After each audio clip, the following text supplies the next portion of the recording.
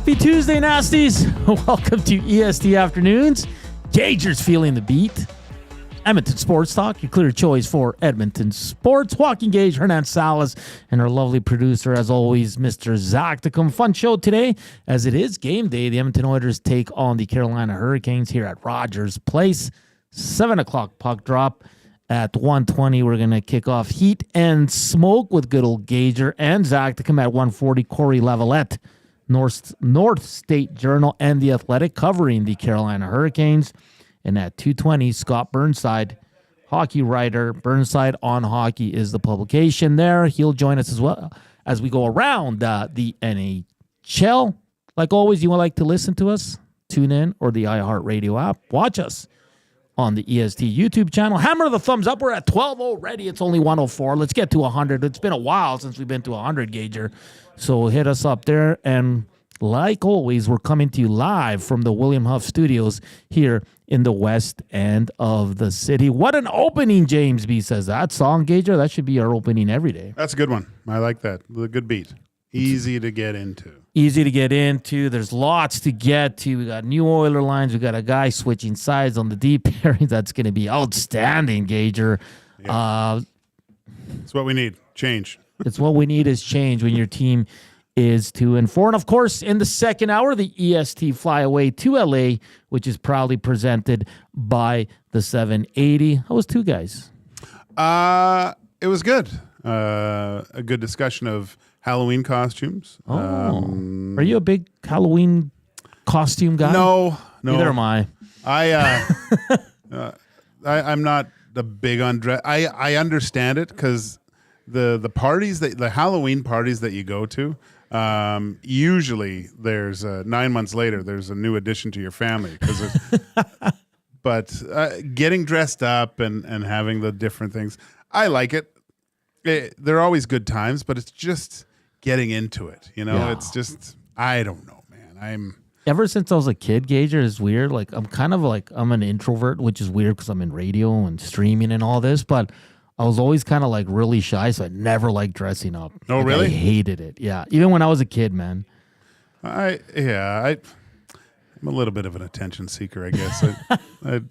I dress up sometimes, but no, I don't know. Just for the whole, I like going out on Halloween. My main move is I walk around my neighborhood with my dog. Yeah, and we just go around and see all the kids and stuff. And I'll go see friends and neighbors and stuff like that. But just to see the costumes, see what people like around my neighborhood's great right now because all the decorations are out and look kind of spooky. Especially last night with it wind picking up, it's a little cooler, So, but as for dressing up, I haven't really. I don't know what the protocol is. We might have to review the handbook. Are costumes optional on on Halloween, or are we supposed to come in looking like something? I can tell Zach's a big costume guy.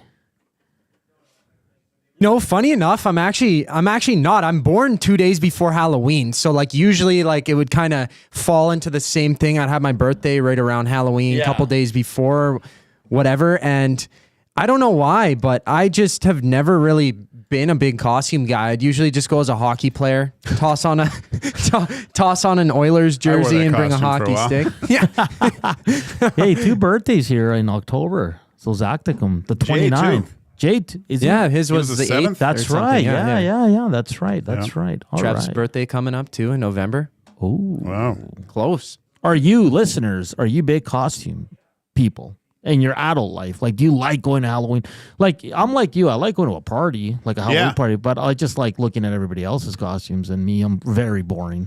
There's one good, my best last costume I went as Fred Flintstone. That was good. I had the loincloth or whatever. That was pretty good. The other one was my wife was obviously Wilma with the big red hair. I might even post that out there, but The other one I went with as a 70s basketball player. That was always good. Yeah, real short. Like semi-pro. Yeah. Like the ones you can just go to just thrift store and pick up a few things and you can splice it together from winners, right? 100%. Well, what have you gone as? Buddy, I haven't dressed up in. Really? Most people say I just need the elastic because just behind here because I already got the mask on. I scare enough people with this mug. So, buddy, I haven't dressed up in years. Like I told you, I don't like it. Really? No, I do not like it. One of the best costumes I saw was my cousin and his girlfriend. They went as Cheech and Chong. Okay. Oh, and they great. hit it to a T, man. Like the Up in Smoke one when he's in the yellow and the red suspender. That's good, man. Like some of the NHL costumes are pretty good. I saw Fleury dressed up as McLovin. Oh, that was great. He looked exactly like him. That was awesome. Yeah, more hot Halloween content coming your way as we get closer next week. But let's get to the Edmonton Oilers and some scary moves if we're going to talk about some lineup changes here. You want to talk about scary? You want to talk about scary? I am fascinated about Darnell Nurse on the right side. Like, what if this was the move all along and he becomes like Chris Pronger? Like, he's just the best right shot defenseman we've ever seen. Of course, I'm kidding, but... I don't know, man. I think there's going to be times when Dermott and Nurse are going to be right beside each other tonight. Yeah. Hey, what are you doing here? Right. Yeah, you make a good point, right? What happens if this just takes off? Are you surprised that they went away from the Stetcher pairing so quickly? I thought Stetcher and Nurse were, like, again, not outstanding, but I thought they were good. I thought there was the ability to watch and maybe there was something there. Like, yes, it seemed like they had some good chemistry. Yeah, there was some parts of the game that didn't go perfectly, but I thought for the most part they were moving the puck, and the support that they were showing each other I thought was good. Yeah. Then that kind of thing just grows from there. Like, look, there's a reason why Ekholm and Bouchard are pretty good defensive pairs. They've been together for 2 years, base almost. Yeah, so it's definitely interesting. He wants to try him there. We're going to get to Darnell Nurse here quickly, but I guess Knobloch did say today that he's going to see a little bit on both sides. But I think if you're putting him on the right, just leave him there, because then you got his mind set on playing the right side, and then you're going to keep moving him back and forth. But Gager, I will say this: if it's not working in the first period, they're just going to swap him. It's very simple. Yeah, there's the cordless blender is on the bench for sure this year. And compared to other teams, like Dusty was saying on Two Guys, how you look at the top teams now. And I mean, it's obviously easier for them because things are going well. Yeah. But the Winnipeg Jets haven't changed a thing. You know, like the subtle little things possible. But they're the same. The Flames, geez, they've kept kind of the same lineup. I mean, again, it's easy when things are going good. But I always thought with a more veteran lineup, and maybe that they've done it in the past, and they're used to things being mixed up at times. Yeah. But I can tell you, man, in the dressing room talking as players to one another, when the coach just keeps mixing things, some depends on the player, but sometimes players start to get frustrated because they want to try to work with a team, like on a consistent basis with someone every game, instead of just, okay, I'm with them the first period, then second period I'm with someone else, maybe possibly changes again. It's just, and I know they're professionals and they should be able to do this, but when maybe you start getting comfortable with someone, then there's change. It's like, oh, okay, well, this guy plays a little bit differently than the last guy I played with. Yeah, and I think Scott O'Neill yesterday with the Jets in his presser, he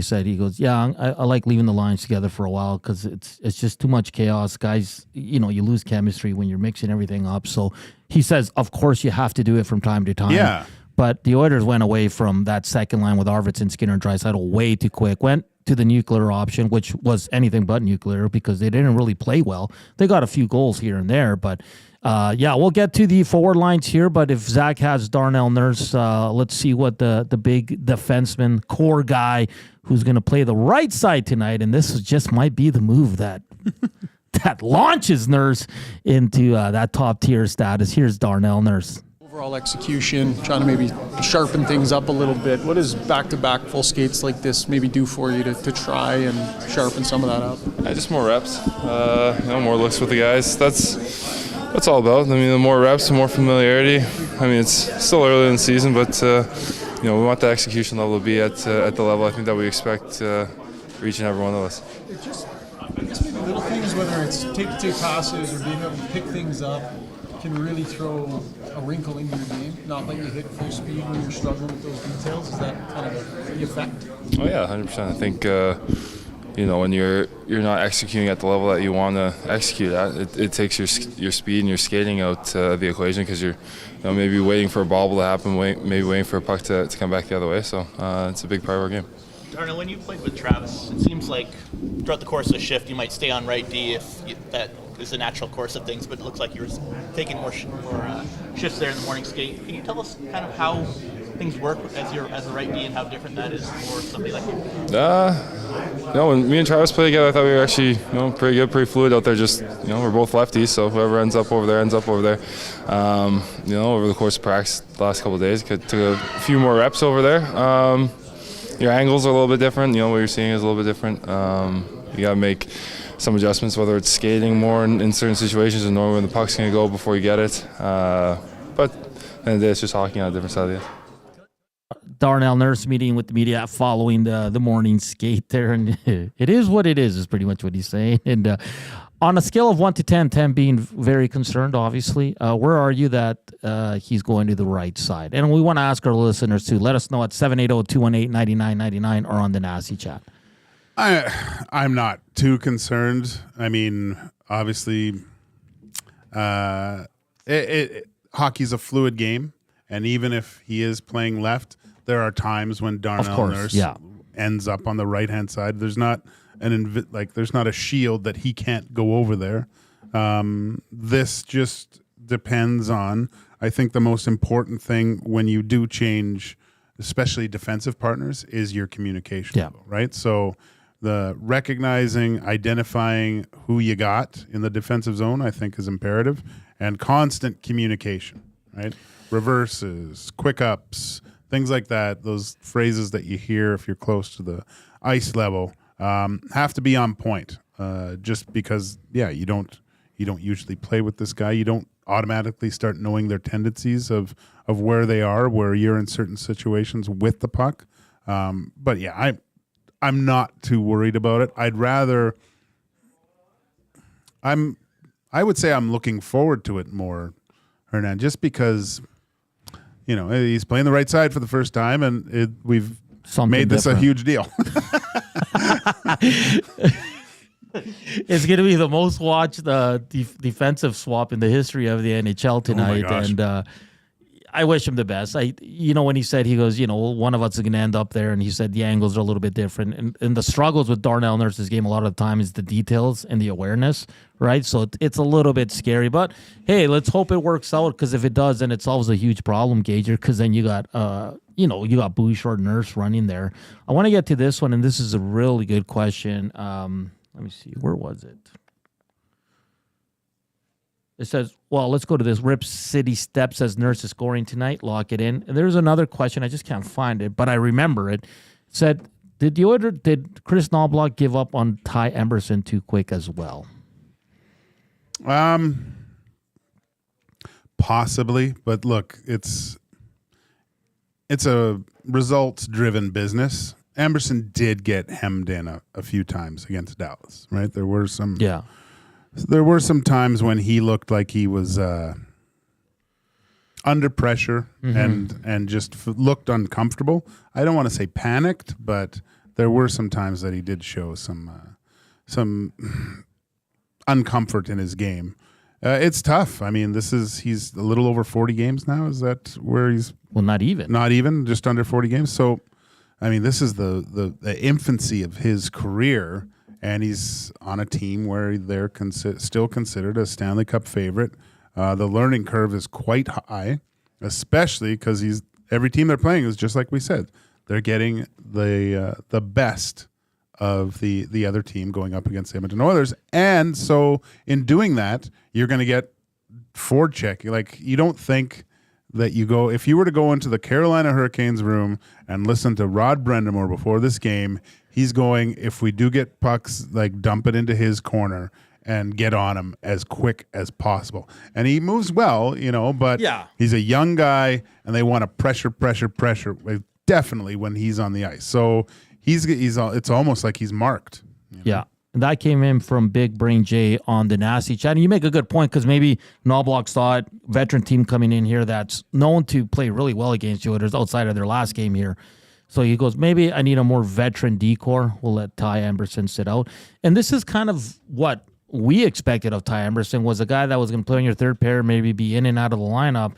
And there was this out-of-world expectations that this guy was going to be the savior here for Darnell Nurse. Got waived, man. And it hasn't worked that way. No, he got waived. If he was a top 4 defenseman with that, if they viewed him as that, he never would have been on the waiver wire. You still don't know what you have yet. Yeah. I'm saying that. He could develop into that player. But it's going to be a slow progress. And I think at this point you just want guys with a little bit more game experience. Hence, Dermott is in, and you're really, when you look at that third pairing of Stetcher and Kulak, that's how I think if you really wanted to, if you had that solid 3-4 guy that could play with Nurse, that's how you would view your third pairing, with those 2 veterans being your 5-6 guys. Yeah, Joel says they have no patience and no time to train. It's dumb. Well, not when you're contending for a Stanley Cup. No. If you're the mid of the pack, or you're a team that's rebuilding, obviously, or a team that it's not going to be in the playoffs, you have time for these kind of players. Not when you're contending for a Stanley Cup. You can't keep playing this guy, especially at 2 and 4. No, I'm not saying Travis Dermott is the answer, or Troy Stetcher. I'm not. I mean, they don't have ideal options right now defensively, but I get why they're going with a more veteran group today instead of Ty Emberson in there. But we said it, lower your expectations on Ty Emberson, but everybody was all over it, and it was a little unfair to him, and we're seeing now that, well, we were right, because he's in and out of the lineup. So interesting times. And Gager, before we get to break, what'd you make of the forward lines? Enrique ends up with Podkolzin and Perry, and then it's Janmark, Ryan, and Brown, which for me is more of a fourth line. And Chris Knobloch did say he wants to reward Paul Colson and Perry for their strong start to the season. I agree with Perry. I think Paul Colson's been just okay, but he's putting that veteran some good center. Hits. I think Podkolzin.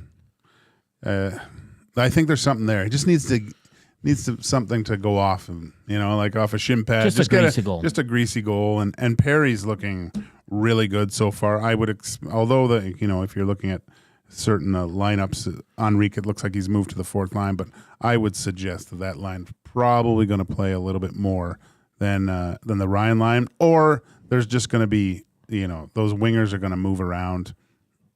Just leave that second line alone, please. Let them play through the whole game. Oh Gager. Gosh, just let them all. Like I say, keep the lines together the whole game, barring an injury. Just let these guys cook, because the Carolina Hurricanes. When you watch the Carolina Hurricanes play, what I like about them most is they play a very honest game, and it's a hardworking, straightforward meat and potatoes kind of thing with they have a lot of skill, but their lines are almost indistinguishable. Like you can't tell the first from the third because they all play to the fourth really because they all play the same. Can I get to Cozy on the text line at 780-218-9999? KD also with a good one in the Nasty Chat. That's all coming up. We'll also get to Heat and Smoke. I'll have 3 questions for you, the listeners and watchers, Joaquin Gage and Zachticum, and we'll see who brings the heat and who goes up in smoke. That's all coming up next here on EST Afternoons. Hernan Salas, Joaquin Gage, here's Zachticum with your sports update.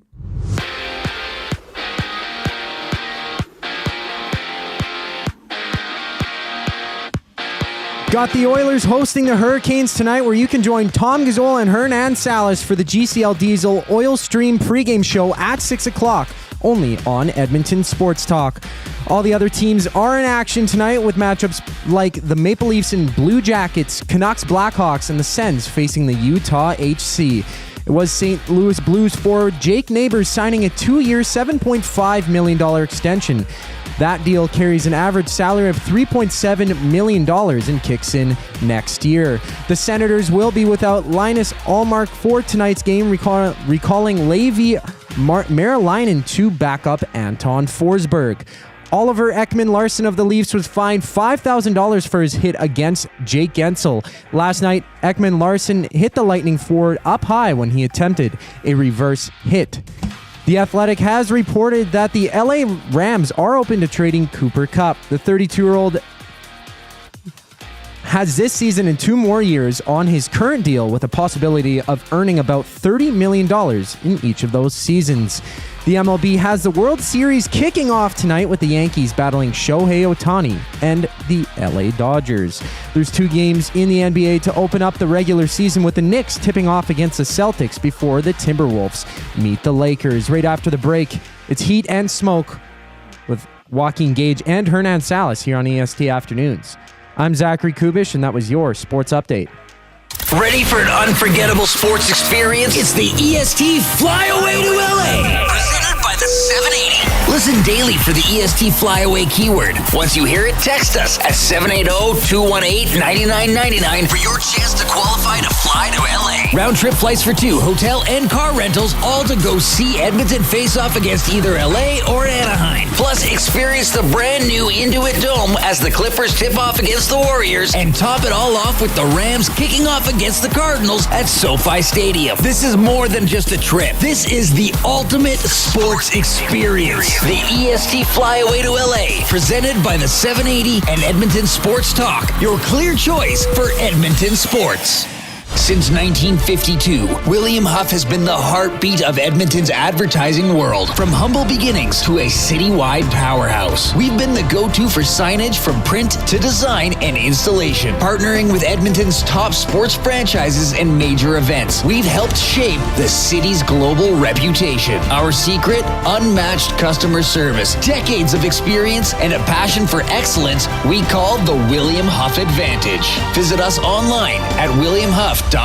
You want the heavy hitters on your team, both on and off the ice. If you've been injured in a car accident, call the heavy hitters of Injury Law. James H. Brown and Associates, Alberta Injury Lawyers. With over 200 years of combined injury law experience, their precedent-setting lawyers are ready to help. Locally owned and proud Edmonton Oiler fans, James H. Brown and Associates wants to support you with their unrivaled experience, unrivaled results, and unrivaled commitment. When accidents happen, head to jameshbrown.com.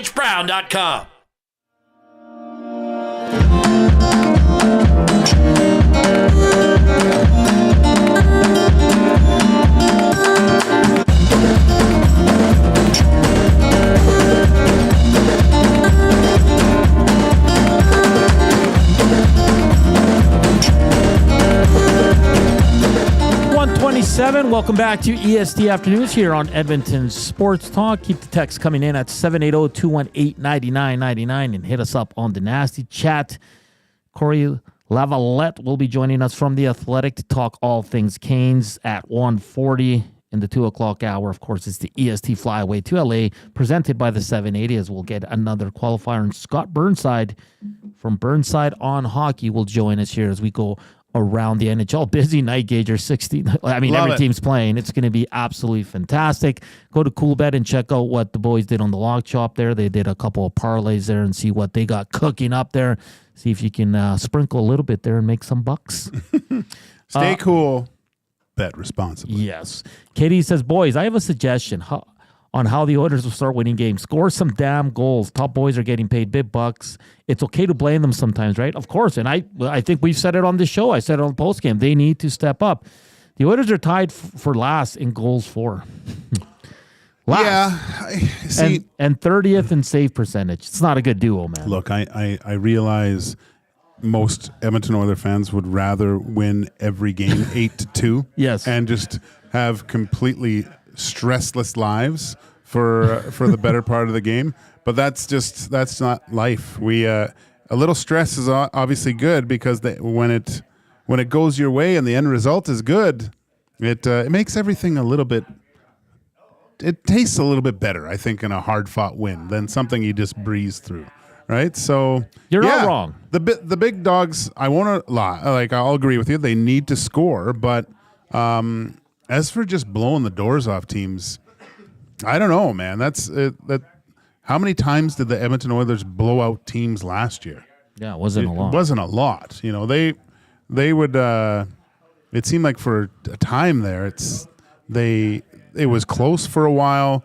Either their power play, you know, they got a few goal leads, or late they scored late and held on. You know, that's what you need. You need those to learn those lessons and how to win those tight games, because that's going to help you from game 83 on. Yeah, no, and they have to start producing here. Arvidsson, Nuge, Hyman at 0 goals. Of course, McDavid, Skinner, and Draisaitl have found the net, but not enough.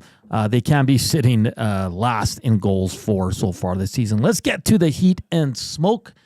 If Zachticum can get himself on camera here, unless he's too busy, but I'd like for him to join us here. Oh, look at him. He's right in the middle. How you doing, Zach? I'm doing good. It's been a day. Yeah, but it definitely has. You're doing great work, though. All your hard work behind the scenes since early this morning has not gone unnoticed, Zach. But let's get to the heat and smoke. 3 questions. We'll see who brings the best answers. We want, of course, the listeners to chime in as well.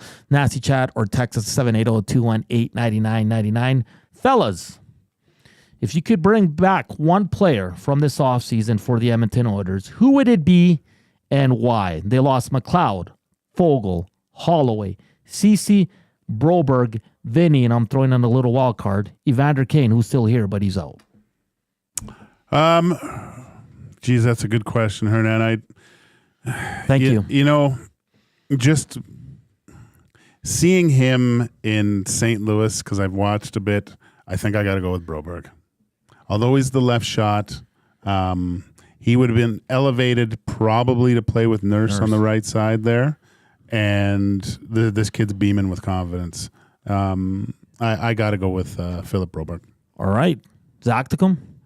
Broberg is definitely an easy pick, and it's clear that the Oilers could definitely be a lot better if they had Broberg still on the team. I think their forward core is fine. Picking up the pieces that they got with Arvidsson and Skinner, completely great. Like, replaces all the missing pieces, even with Kane being out. Like, I think the offense is just going to be fine, but it's always a defense every year that you want to point at the Oilers and be like, hey, that's not good enough. That's not good enough. They need to lock in. They need to dig in, and missing 3 of the pieces that, you know, Desharnais and then Broberg and Ceci, like, that right side's looking super weak. And I don't know if this is a sleeper pick or not, but I think Vinny Desharnais could be big on that right side if the Oilers still had him. So if there's a player that I could bring back missing from the offseason, it would be him.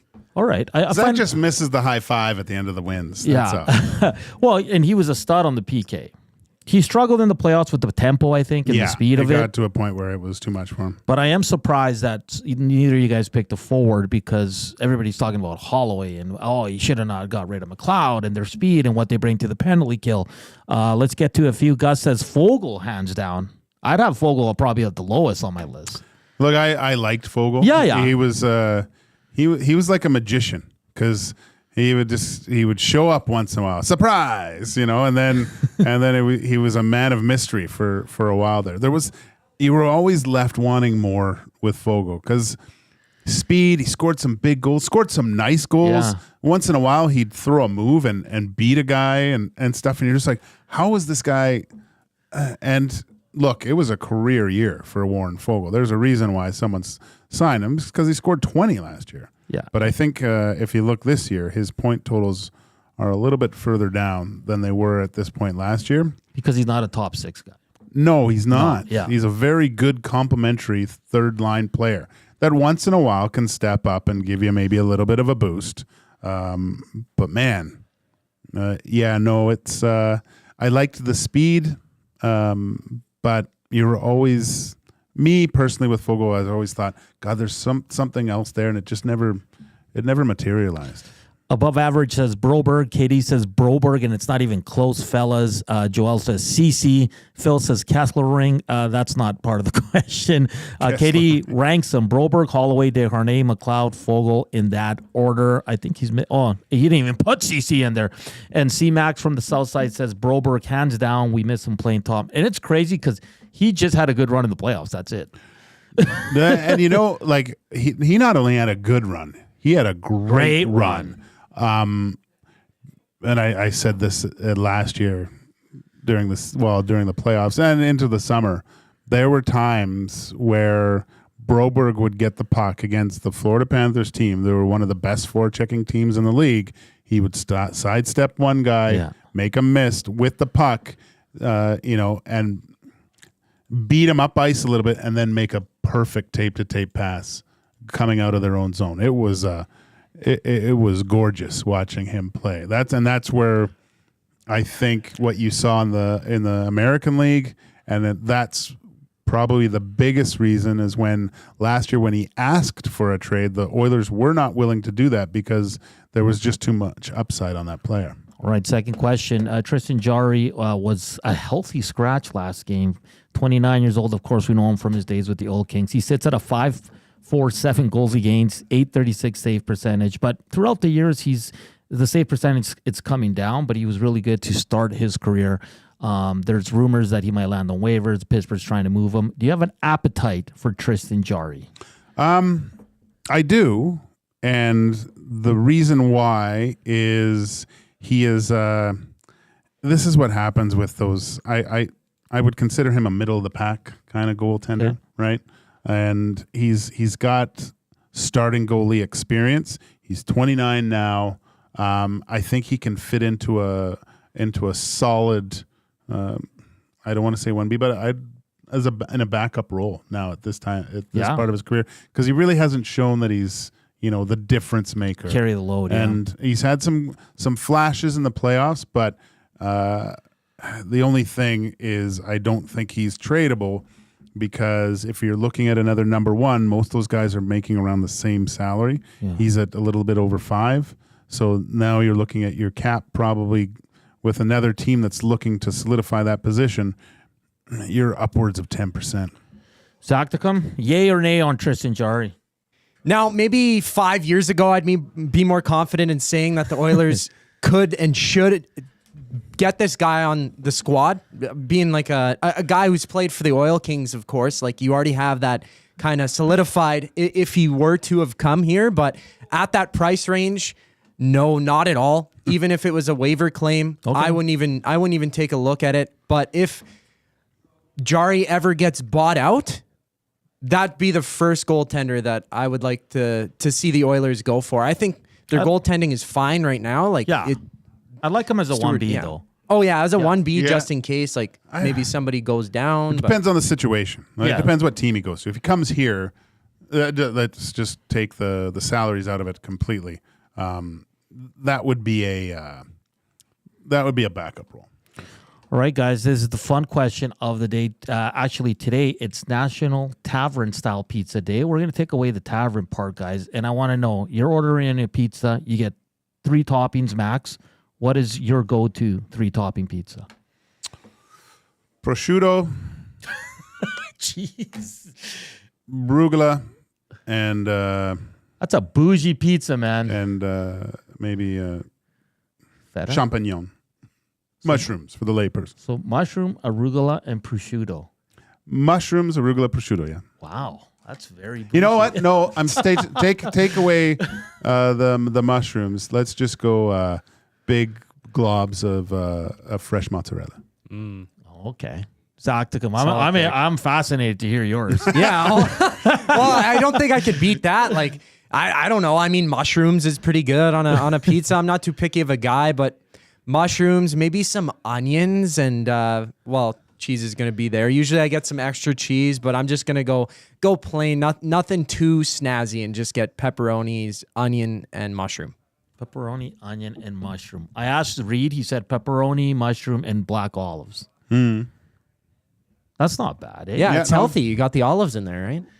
Gus says pep, ham, bacon. That's a meat lover right there. Joel says pineapples, ham, and bacon. And they also had arugula is good on pizza. I've had it, but I don't think it'd be my top topping. Oh, you're missing out, man. I grab a handful of that stuff and throw it on there. I would go. I like Greek pizza, like with the feta, olives, and the feta, and the green peppers, like that. Or a fresh. Do you like fresh tomato on pizza? Of course. That's for me is a staple. Yeah. Yeah, on every pizza. Jason in Leduc says banana peppers, bacon, black olive. I forgot about the banana peppers. Look, it's tough. Like I a lot of times I'll make pizza at home and have all the toppings out. Yeah. And just, we'll make our own pizzas. And it's so hard because you people treat that thing like it's a Subway sandwich. You can't put the dough into the oven because it can't support the weight. I don't know many engineers. That's why, I guess. All right, and Tube Sock says ham, pineapple, jalapeno. I love that. We'll keep the conversation going. Let us know, of all the players the Oilers lost in the offseason, who would you bring back this year? So far, Broberg is leading the way. And what is your go-to pizza toppings? Max 3. Let us know. 780-218-9999 or on the Nasty Chat on YouTube. Coming up next, Cory Lavalette from the North State Journal and The Athletic as we check in on the Carolina Hurricanes. That's all coming up here on EST Afternoons. Joaquin Gage, Hernan Salas. And right now, here's a sports update with Zachticum.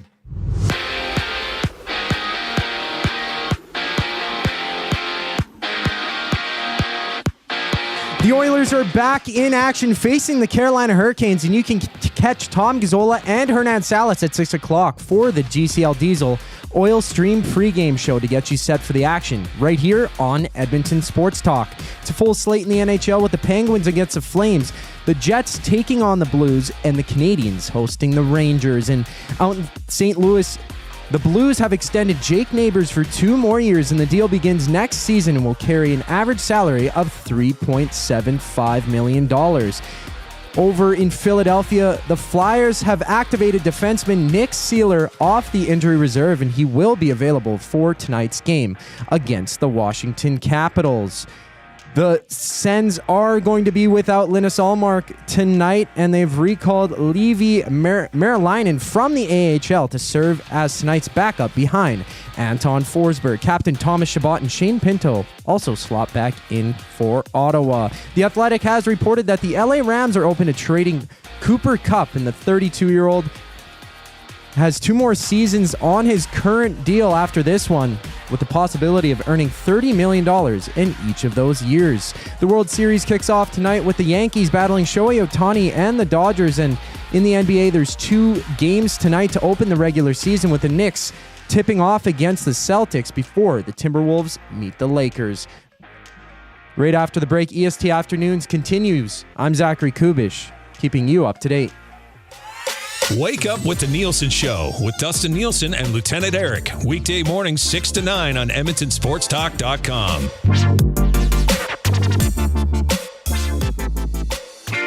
Your brand deserves more than just a whisper, it deserves a buzz. At the Hive Product Marketing, they specialize in promotional products that bring the buzz. From eye-catching giveaways to unforgettable keepsakes, they got the perfect products to make your brand stand out and get noticed. Visit the Hive Product Marketing and let them create the buzz your business deserves. The Hive Product Marketing, the official merch partner of Edmonton Sports Talk. Visit them online at thehiveproductmarketing.com. Hi there. If you're like me, you like to picture yourself in luxury, even though there's absolutely no way you could afford it. And if you can, well, even better. Thankfully, I picture myself in something that is luxury, but still absolutely affordable, like the all-new Mazda CX-90 from Park Mazda. With the new luxury features like facial recognition settings and quilted detail Napa leather seating, I can pretend to be comfortable with all of my proper settings activated without even touching a button, thanks to Mitch Lewicki and the great staff at Park Mazda. I like to picture Mitch Lewicki with like a giant eagle's wings and singing lead vocals for Lynyrd Skynyrd with like an angel band. And I'm in the crowd hammered drunk. Park Mazda, your dealer for life in Sherwood Park off Y Road, parkmazda.ca. Don't feel like working? Join the Hangout. You never know what you might hear. Weekday mornings 9 to 11 on EdmontonSportsTalk.com.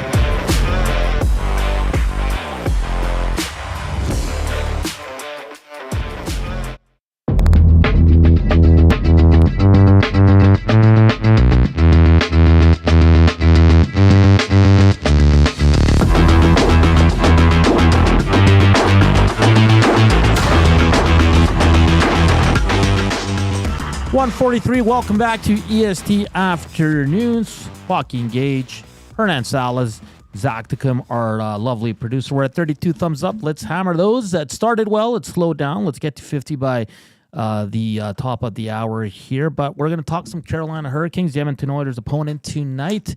Edmonton Oilers struggling with a 2-4 start. Carolina at 2-2, and Carolina always plays outside of a few games here. Carolina's kind of dominated the Edmonton Oilers in recent years. So to talk all things Canes, Cory Lavalette from the North State Journal and the Athletic, beat writer for the Carolina Hurricanes, joins us on the show. Cory, how are you doing this afternoon?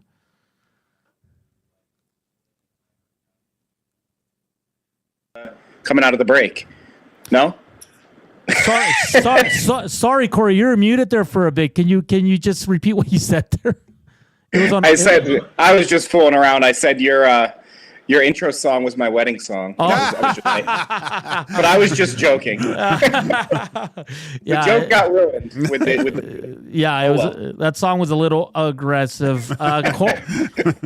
Cory, the Canes sit on 2-2 on the season. They're coming off a 4-3 loss to the Blues on Saturday. What have you made of the Carolina Hurricanes 4 games in? Yeah, I mean, they look like the Hurricanes of old. The 2-2 record, I don't think, is indicative of how they've played. Just a little bad stretch against St. Louis the other night. Give up 3 goals in a short stretch in the second period, and it, never really recovered from that. Got the game tied again, but then gave up the go-ahead goal. But that second period was really the only time in the game where you felt like they didn't play well. What they did against the Penguins was really impressive. I mean, I don't know if you saw some of the statistics coming out of that game, but it was the first time in Sidney Crosby's career that he was held to under 20% Corsi for the game, which to me was just like, how does that happen? Especially, when the Penguins are at home against the Hurricanes. So, everyone has been worried about, can the Hurricanes replace, the guys they lost, particularly that second pairing with Brett Pesce and Brady Shea. But, things look just like a Rod Brindamore team so far. And the record maybe not as good as they'd want so far. But, I think you guys will see tonight that, this is the same old Hurricanes with the way they play. Yeah. What strikes me with the Hurricanes every time I see them, you could put the same number on each and every individual player. And they just, there's no distinguishing between the lines, just that lunch pail, hard hat, meat and potatoes style of play. For the past few years now, the Hurricanes have been kind of talked about as one of the favorites to, in the Eastern Conference to get to the Eastern Conference final and possibly going beyond. You mentioned the loss on the back end. Has that put the Hurricanes in a place where are they still favorites to come out of the East, or is that window closing a little bit now? I wouldn't say it's closing. I would say this team, the way the roster is constructed, is a step back from last year. They lost a lot of really good pieces. And it's hard when you're a good team that has guys overperforming on the contracts you've signed them on. Obviously, what's going to happen is those guys are going to expect more money. And Eric Tulsky's, in his first year as GM has been happy to announce every time he gets asked, like, hey, if we brought everybody back, we'd have $108 million salary cap. And, you all know from being in Edmonton, you can't keep everyone when you have to pay the guys you really have to pay. So the Hurricanes made some tough decisions, but I think, this year could be a little bit of a step back. I wouldn't ever discount what they can do in the postseason because I think the postseason is such a wild card so many times, but they've really set themselves up well to bounce back out of that with the cap going up next year. Dmitry Orlov and Brent Burns will come off the books, and it's not like they have to go find high-ticket items to replace those guys. Alexander Nikishin is coming. That kid's going to show up and be a top 4 defenseman, maybe a top-pairing defenseman immediately. And then Scott Morrow, their young defenseman, they're really excited about him, and he can probably step in and play right away next year. And now all of a sudden you have all this extra money that you can spend to further bolster the forward ranks. That's a little bit thinner this year, though. Jackson Blake has already shown the Hurricanes have some guys that can make the team as young guys and contribute. Cory, every time we talk about the Carolina Hurricanes, we always go to the goaltending, specifically Freddie Anderson. Hasn't been able to stay healthy. When he's in, he's really good. But is there still concern with Freddie Anderson's health? Yeah, I mean, as far as what happened last year, I think everything's in the clear with the blood clotting issue. And, that's a tough circumstance for him because I think, yes, he's had his problems staying healthy, and that, certainly is a label that he's earned, right? But everything that happened last year at the same time, it's kind of hard to pin on a guy, not being durable. When you have something that's more of a medical issue than a sports related issue or something, it's hard to pin that on him. That said, I mean, here's a guy who's on the, creeping up on the wrong side of 35. You can't expect him to be the workhorse he was, in Anaheim and in Toronto anymore.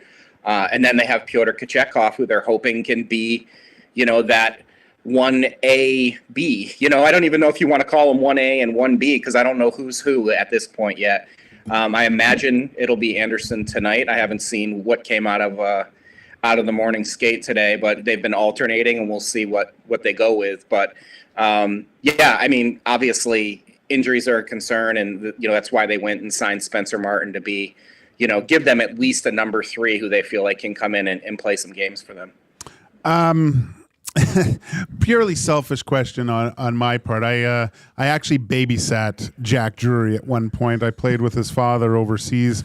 For some reason, I remember I sprayed cologne on his chest one time and made him cry. But so if you see him, tell him I'm sorry about that. Sorry, Jacko. But how's his progression going on? I know he's kind of slotted in that fourth line position. Watching in playoffs, he scored some big goals. Do you see him moving up in the lineup at any time and taking that third center role with, Stahl's not he's not getting any younger. Let's just say that. Yeah. So, that's the big problem you have in Carolina, right, is everybody wants them to have a good number 2 center. And right now you have Jesperi Kotkaniemi, Jack Drury, and Jordan Stahl slotting behind Sebastian Aho. Jordan Stahl's still a horse. You're going to see it tonight. He's going to eat up whoever he plays against all night long. I don't know how the guy does it. He's at the tail end of his career and continues to do it. So then you have to figure out, are either of these guys, and you mentioned Drury and I mentioned Kotkaniemi, are either of these guys second line centers? And if not, then they're both kind of stuck as that fourth line center for now. So it's a really kind of a weird situation where I don't think they'd like to see more out of Kotkaniemi.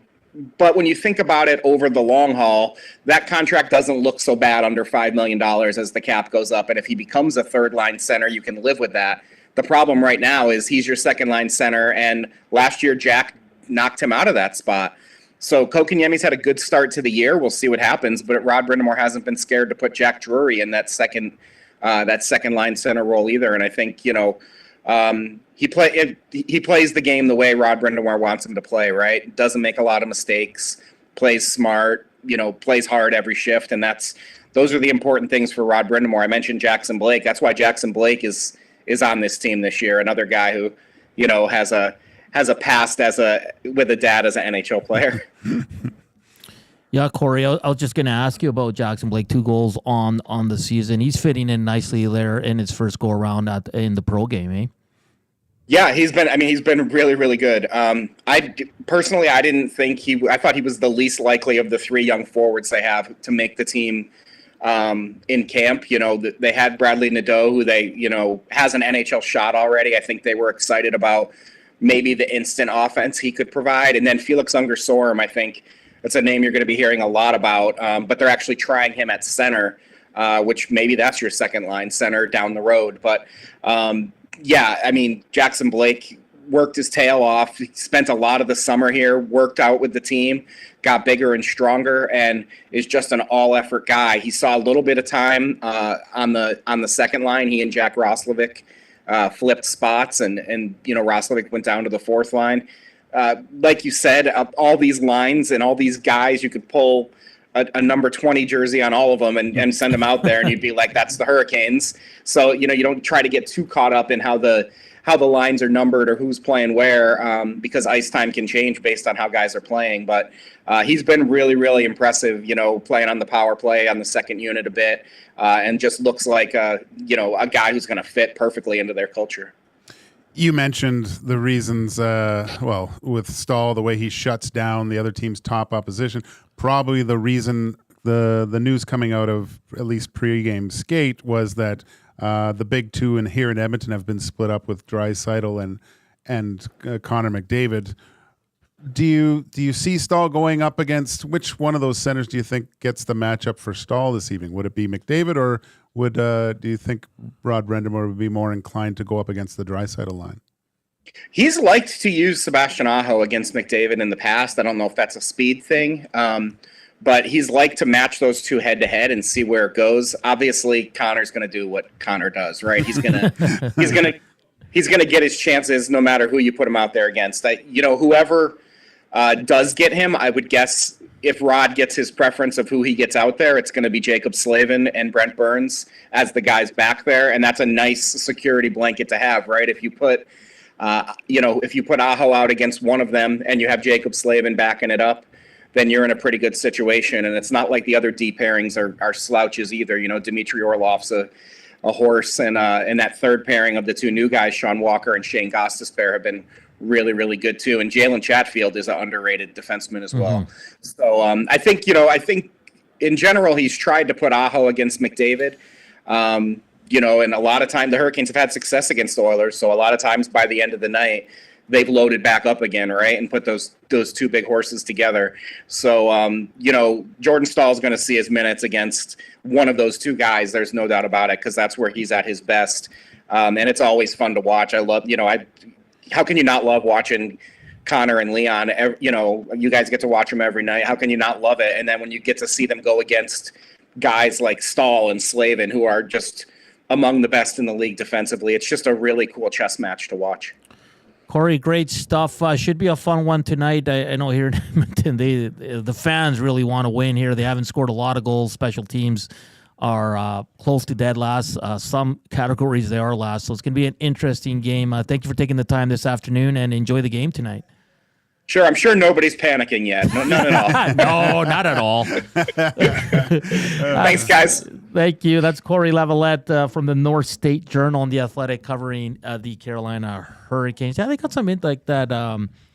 Sorry, I just lost his name again. Jackson Blake's an interesting guy. It's his first year. He's got 2 goals already. And I like your point where, like, they all play the same. It's crazy, man. Yeah. Like, I watched a little bit of the other night, and just a slight, just a glimpse, and I was like, yeah, they still play the same. It's the Rod Brind'Amour effect, I think. He always plays the exact. He gets his guys to buy into the way he would play. Essentially, he probably could still play. That's the thing. Rod the bod, man. I was surprised when they weren't here last time that he just. He didn't strap on the gear and just match up against McDavid himself. He was pretty upset. I thought he was going to there. And a funny story. So I text him to book him yesterday. And then I guess there's a mix-up in the media guide. They have his number for another Carolina reporter. So the other guy got back to me. He goes, oh, the classic mix-up. Oh, really? He goes, I sent your request to Cory because I guess it happens all the time. Okay. Yeah. So good on him that was great. Getting back to me and breaking down the Carolina Hurricanes. They did lose a lot on the back end. They did. Because if you look at their back end for tonight, looks like it's going to be Slavin and Burns, really good. Really good. Then you got Gostisbehere with Sean Walker, who everybody in Edmonton wanted here last year. But had a pretty good run with Colorado. He wasn't looked bad. Good. Yeah, he scored. Yeah, he looked good in highlights to make Oilers fans upset that they didn't get him. Yeah, and the third pairing's good. I've always liked Orlov. I think he's a beast back there. And Jalen Chatfield, like Cory said, who's a little bit underrated. I wonder what happens next year. Burns becoming a free agent, Orlov becoming a free agent. I have time for Orlov. I got time for Burns. Yeah, it's just maybe they might be similar in age. But up front, they're going to run Svechnikov with Sebastian Aho and Seth Jarvis. Aho's one of my favorite players. He's unreal. Yeah. He's a superstar in this league in my eyes. Like Me too. He is unreal. Like I don't think there's a better, two-way forward in the game as him, really. He's great. And there's some media that think he's not a superstar. I wouldn't say superstar. I'd say he's a star.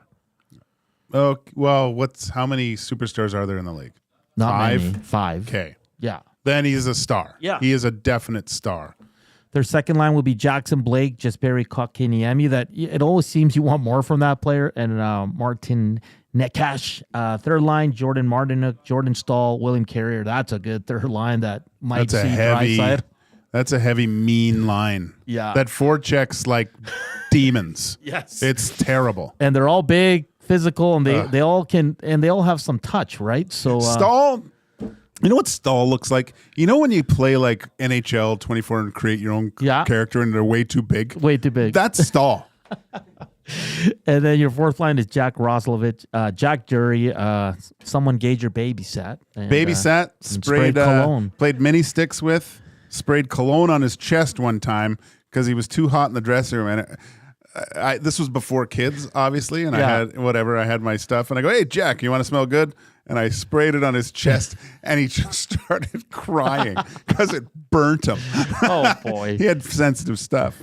And Freddie Anderson is confirmed for the Carolina Hurricanes, so we'll see what's going to happen there tonight. 1:59, that does it for hour one of EST Afternoons. Big shout out to Cory Lavalette for joining us to touch on the Carolina Hurricanes. A nice early matchup for the Oilers. This team always concerns me because they always play super well against the Edmonton Oilers. And if you go back to last game here in Edmonton, Rod the Bod was not happy, and I'm sure he's reminded them that this can't happen. And again, we also had Heat and Smoke. Keep your top 3 toppings for a pizza coming in. And of the players the Oilers lost in the offseason, who would you bring back? That's all coming up on EST Afternoons, along with Scott Burnside as we go around the NHL, and it's the EST Flyaway. We'll have another qualifier proudly presented by the 780. This is EST Afternoons. Joaquin Gage, Hernan Salas. We'll be right back after the break. Celebrating 70 years in the signage industry, William Huff Advertising is the most recognized name in the game. An in-house, one-stop shop for all of your design, print, and installation needs. William Huff provides quality graphic solutions for everyone. Here in our City of Champions and throughout the nation, they are the preferred signage partner entrusted by many of the biggest corporations, pro sports teams, and organizations to bring their identity to life. Recognize the name, get in the game. WilliamHuff.com. Looking for a winning strategy for your retirement? Contact me, Joaquin Gage at K4 Financial, where expertise meets dedication. I will always look for a careful approach to your retirement, ensuring your financial future is secure. From tailored strategies to clear, actionable advice, I'm here to guide you every step of the way. Don't leave your future to chance. Get in touch with me, Joaquin Gage, today at k4financial.ca or email joaquin.gage@k4financial.ca to start planning for a brighter future and a more secure retirement. A&W has a deal for you. What's better than one A&W Mama Burger made with a perfectly seasoned grass-fed beef patty topped with pickles, a slice of onion, ketchup, mustard, and teen sauce served on a toasted sesame seed bun? 2 Mama Burgers for only $9.99. You can enjoy 2 of these delicious, mouth-watering Mama Burgers for only $9.99 at participating A&W restaurants in Edmonton, St. Albert, Sherwood Park, and Devon. What a deal! And to make it even more convenient for you, most A&W drive-thrus are open 24 hours.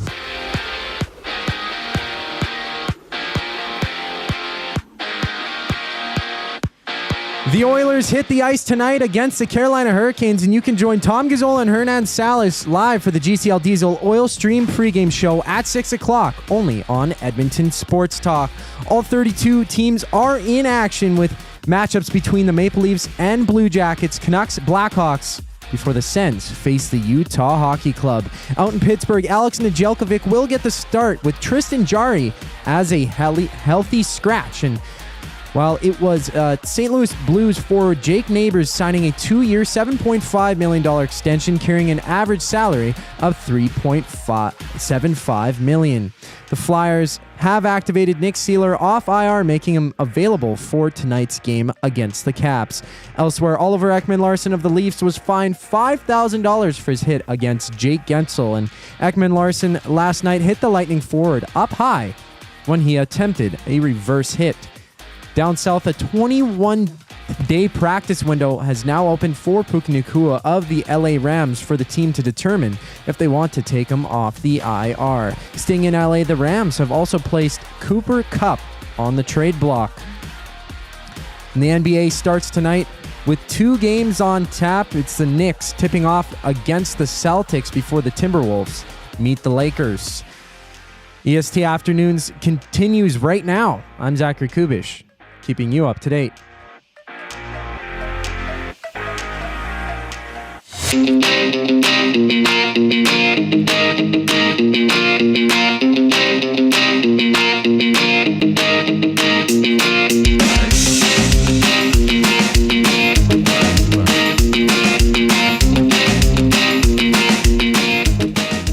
It's 2:03. Welcome back to Edmonton Sports Talk, your clear choice for Edmonton sports. It's EST Afternoons, Hour 2. Joaquin Gage, Hernan Salas, and Zachticum, of course. We're coming to you live from the William Huff Studios here in the west end of the city. You want to listen to us, hit us up on EdmontonSportsTalk.com, TuneIn Radio, iHeartRadio, or watch us on the EST YouTube channel. Keep the text coming in at 780-218-9999, or hit us up on the good old nasty chat on YouTube. And coming up this hour as well, Scott Burnside from Burnside on hockey, and we'll have another qualifier for the EST Flyaway to LA, which is proudly presented by the 780. Gager, we're trying to do a parlay on all 16 games. Yeah. Yeah. We're doing it. We're doing it. Give us a few upsets. Well, what are the upsets What do today? I got? Do I have? I'm taking Nashville. They're due, man. Okay. Shoot. Do I have a? I have the Kraken over the Avalanche. Ooh. They're plus 103. Okay. I'm taking the Ducks. They have to win once in a while. They're I at don't home. know, man.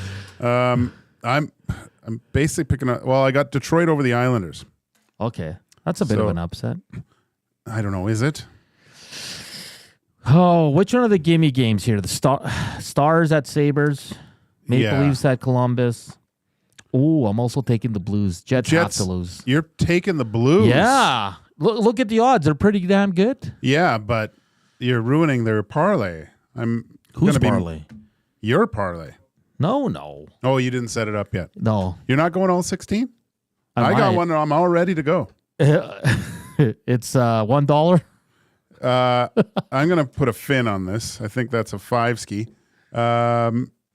Yeah, I'm going to win $21,000 tonight.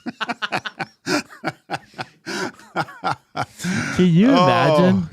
Yeah, I would. It would look like I would come in dressed as a major league ball player with ski goggles with champagne tomorrow if I did that. That would be quite amazing if you can hit all 16 games. Because I know you can do, like, in the NFL, you can do the pools where you bet on every game on Sunday. I remember we won one back in the day with my buddies, but, like, if everybody hits, like, if a lot of people hit, the prize money was, like, I think we won, like, $80 between three of us. We were so excited because I've known people that have hit for $10,000. Really? Yeah. It's crazy, bro. Yeah, that'd be great. It's crazy. So, Zach, you going to bet on all 16 games tonight? Well, I'm thinking about it because I used to have this coworker back when I was working in shops and stuff like that he would always, every single lunch, he would sit there on his phone, like we had 30 or 45 minutes, but he would sit there on his phone and place his 13-leg parlay on every major sport, from like tennis to like some weird Russian sport we don't know about and everything. And it'd be like a $1 or $2 bet. And like the payout would be like $3,500 or something. He'd always take the favorites and stuff, like just try and build it up, maybe the odd underdog. But he was telling me like he'd do that every day at lunch, $3. And I asked him, like, why do you do that? How long have you been doing it? He's like, oh, I do it every single day, and maybe once a year I hit. So okay, let's build one right now, all three of us. Okay, Capitals Flyers. I've got the Flyers winning that one. Zach.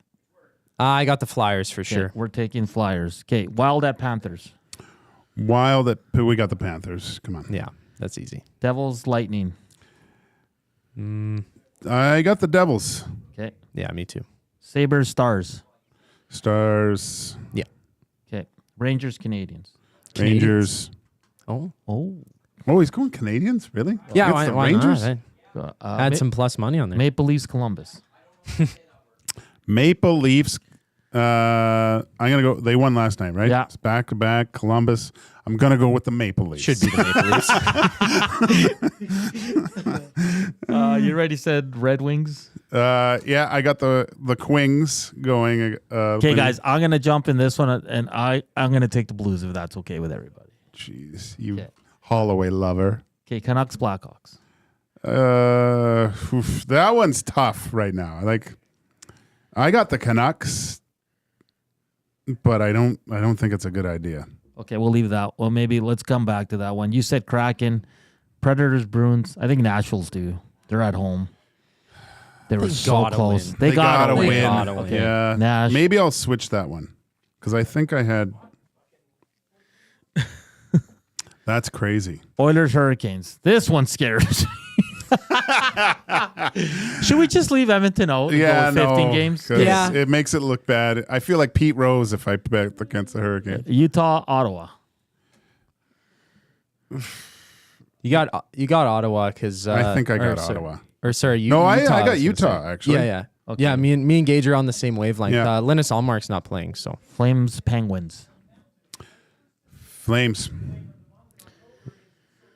Ducks, Sharks. Oh, the battle of the bottom of the base. Yeah, that's a clash of the Titans, isn't it? Is it even on here? Ducks. I don't know. Let's take the Ducks. Yeah. Let's take the Ducks. Okay, and Golden Knights, Kings. Golden Knights. Golden Knights. Here it is, everybody. 15-game parlay. If we win, lunch is on us, I guess, boys. Faux for everybody. Faux for everybody. That's the new thing here at the station. That's the Matt Hyman says, skip Ducks and Sharks. Well, we still have to decide on Vancouver or Chicago, but we can wait till the end of the show. And we're leaving out Edmonton because they're the home team, and you just never know with this damn team what they're going to do. Yeah. They can win 6-0. They can, they're all over the map. Oh, I can't wait to win this. So we'll see how many. So just if you're keeping count at home, Flyers, Panthers, Devils, Stars, Rangers, Toronto, Detroit, St. Louis, Seattle, Nashville, Utah, Calgary, Vegas, Anaheim. And we have one more to go. See, this isn't good what we're doing because this is just like if you work at a business with a bunch of people and the Lotto Max or whatever, the 6 grand gets, outrageous and someone comes along and says, hey, you want to get in on this? And so then you're like, you have to because you don't want to be the schmuck that doesn't go in there and get it. And now we're saying, because if we come in tomorrow and we won this thing and we just play music all the whole time. I'll put 5 on it for all of us. But if we win, it's 60 me, 20 Gager, 20. No, I'm just kidding. We'll split it 33.3 and the remaining will go to our boss, Dustin Nielsen. There we go. So you hit it. Pender's Pancake says Canucks over Hawks. Big Uke says I'd lean Canucks, but I also just put a goal total in the Ducks game. Like when it's when everybody's like, yeah, it's the Canucks, it's the Canucks, I get worried because it's the NHL. There's so much parity. Any team can beat any team at any given moment. Look, I don't know if you've seen this in the text line 780-218-9999. Sherwood Park Luke with an insane parlay that will pay him $82,000 for a $4 wager. So, jeez. Now, even if you're getting like half those bets or something, and you cash out, still like winning $15. Yeah. When do you cash out? When do you decide to? I have no idea. I let it ride. You gotta let it ride every time. How do you not let it ride? You can't cash out, man. That's weak. No, you let it ride, and that's weak. Bone says the investment advisor isn't going to pay down debt. He's going to buy champagne instead. Sometimes, with my clients, sometimes you do have to have a little bit of fun. 10% of your income. If you want to go nuts and go to, Dogecoin or whatever it is, I'm fine with that, but not over 10%. Did you sprinkle on Dogecoin a little? No. God. Oh, crypto. Let's get back to the pizza talk here. KD says, Blaze Pizza, the goat of all pizzas. Build your own like Subway. Very solid. They are not shy with the arugula at Blaze. Have you been to Blaze? Yes. He says, I've done some weird stuff. I don't know which Blaze you go to because I'm not going there anymore. Like, what do you mean by that? Like, on your pizza? Yeah, that's what he means. Pedro's Jerry Curl says, pepperoni, mushrooms, extra sauce, well done. Well done. Ryan says tomato, mushrooms, and banana peppers. Jen says pepperoni, bacon, and pineapples. You don't want to find a lot of people with the pineapple. I don't mind pineapple on pizza. It's been a while since I've had pineapple on pizza. I know it's like a polarizing topping for a lot of people. Yeah. You know, I like, you know what I really like is the old calzone, like the wrapped calzone. Like, there's a place by the stadium called Panini's. Oh, man, their calzones are enormous. There was a place where I played in Germany, in Essen. I would get the Fruta de Mare calzone. So it was like it was a seafood pizza. Yeah. It sounds disgusting. I know that, but it was glorious. I ate that thing once a week. I love seafood pizza. Anything seafood would be great. Anything. Ooh, Penner's Pancakes. JT Miller's a game time decision for Canucks. See, you can't.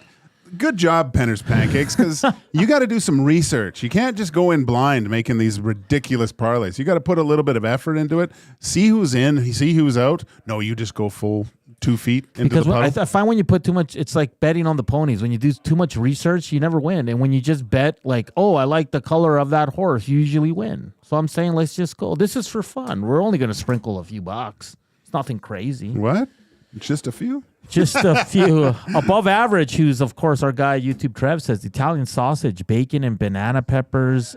Adam Zeal says pepperoni, sausage, and mushrooms. I like this one from Matt Hyman. EST chat talking pizza toppings. WST chat is talking sandwiches. Scott on a hotel balcony in Beaumont. Royal Pizza, Fred Special. See, the debate of pizza too, because Royal's got that, they got the greasy wheel crust, which is nice, and that's. I like Royal. I like Royal. Yeah. I really like Royal, but for most part, I'm going thin crust, like the. I got one of my friends has built an actual pizza oven in his backyard. It's fantastic. I don't know if I'd use it that much. Yeah. It's a nice kind of thing to sit around when it's going, but I'd feel guilty if I wasn't using that thing every day. Yeah, I got another one here. Let me try to find it. Mike from Calgary, green olives for the win on pizza. And if you do Hawaiian, jalapenos are a must. I love jalapenos. I prefer banana peppers, if I'm being quite honest, but can't go wrong with either. This one, no name, says, I made 2 bets, 1 to 15 games for all the home teams to win and 1 for all the 15 road. Nice. Yeah, cover your bases. One thing I suggest pizza, and I didn't do this till I was over in Europe, but a little drizzle of olive oil on top is I would always, what you do, and I know olive oil is just at a ridiculous price, but go get a bottle and pour some in there. You put in some chili flakes in the bottom and a couple cloves of crushed garlic and just let it sit in there. And that's what you just pour over every time. And it doesn't matter which pizza it is. If the hot peppers are too hot, obviously no. You know what? If I would do that, I would throw in some basil leaves in there and then some crushed garlic. And you just have this infused olive oil all the time. It helps if you go to Italian Center Market and grab some extra virgin and some aged stuff, and you can you'll start putting that on your cereal. It's so good. Yeah, I bought a pizza from the Italian Center and had artichoke on it. Oh, the artichokes, yeah. So what I do, I like to buy like either from the Italian Center or you buy like a Casa de Mom, whatever, those like cheaper ones, but then like you doll it up at home. You put some banana pepper, some pepper, like you said, the olive oil, whatever toppings you want to add to it, I add it at home, right? Yeah, that's and what it just you do, man. gives it some extra. Even when I'm going into the to get that sandwich, the hot sandwich, I'll go and get arugula and buy it there, and then shove it all in there and then eat it because there's no veggies on that thing. Yeah, I'm starving. I'll put tomato on that sandwich, but I like it though just the way it is, man. Oh, it's solid the way it is. Yeah, too. But yeah, I just. Shanzi says, anything from Panini's Italian Cucina is gold. Oh, buddy, you got to go there. Because you can get like a sandwich, right? But every sandwich you can get there, you can turn into a calzone. And trust me, the calzones are amazing, bro. Jesus. Yeah, and it's really good. It's a small place there just by the stadium. This one says, Leon's Bar and Grill, Millet has wicked pizza, pepperoni, green pepper, mushroom. That's from Bones. And Lebanon Dawn says, pineapple, feta pineapple with honey drizzle. Game changer. Ooh. I love feta cheese on pizza, though. It's a game changer. I don't think there's a wrong way for pizza. Have you ever had a bad pizza? In Chile, I did. Ooh. Yeah, because in Chile they're kind of like funky pickle style where they put weird stuff. Like they had tuna. They had tuna on pizza, corn, and I didn't like it. No, they do have good pizza, but they have like some of their topping options are weird, and people like it. Like tuna on your pizza, I find that weird. I like tuna on the pizza. Do you? I don't like a taco pizza. I don't like the lettuce on pizza. Oh yeah. Yeah, I find that weird. Well, fresh. You don't cook it when it's on there. No, but even fresh, I don't like it. Really? Yeah. Yeah, maybe I got to think about it. All right, we got our 15-game parlay. We just got to decide on Vancouver, Chicago. we'll do some reporting on it. We'll do our homework to make sure we're picking the right team because even with JT Miller, I think Vancouver's still better, but it doesn't mean much. Just need Hughes to have a monster. And they still got Pedersen, and they got good players there. So. How is Pedersen's a little bit of a disappointment this year so far again, isn't he? So far, yeah. Not living up to that big deal. And Lankinen's getting his third straight start for Vancouver. Yeah. Former Blackhawks. So there might be something there. Oh, a little revenge game. Yeah. All right. That was a fun conversation. We built a 15-game parlay for the NHL tonight and talked a lot about pizza. Coming up, Scott Burnside from Burnside on Hockey joins us next as we go around the NHL. This is EST Afternoons. Joaquin Gage, Hernan Salas. And right now, here's a sports update with Zachticum.